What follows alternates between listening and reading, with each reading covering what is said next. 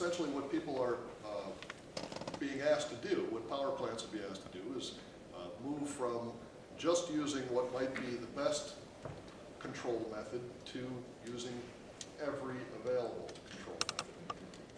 Not just one thing, but everything they can possibly apply to the process.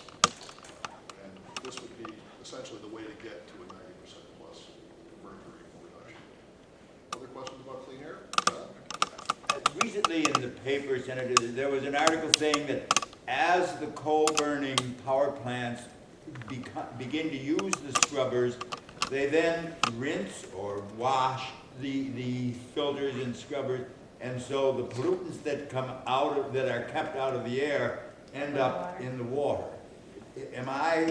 Was that an alarmist article, or is that really a problem, and are we just pushing the problem in another direction?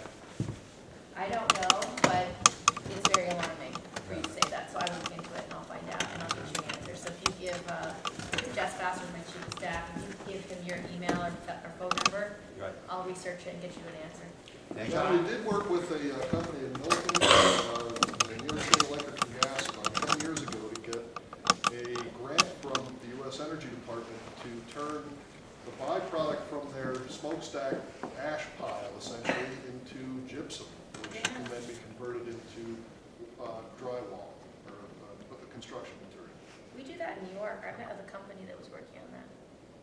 Tennessee Valley Authority has a modern power plant, coal-burning power plant in Kingsport, Tennessee, that has flue gas scrubbers and bag houses. And all of that material is basically used. The sulfur, for example, goes into the production of a number of different products, including plastics. So if you think ahead, that waste material that's pulled out of the flue gas stream basically can be reused to other materials. If the power plant is designed correctly.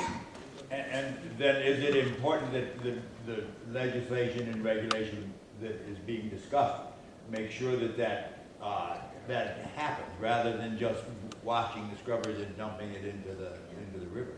Yes. Right. But we'll find out and we'll follow up on the article and see what evidence there is. And if there is an issue, we will definitely follow up on it. Thank you.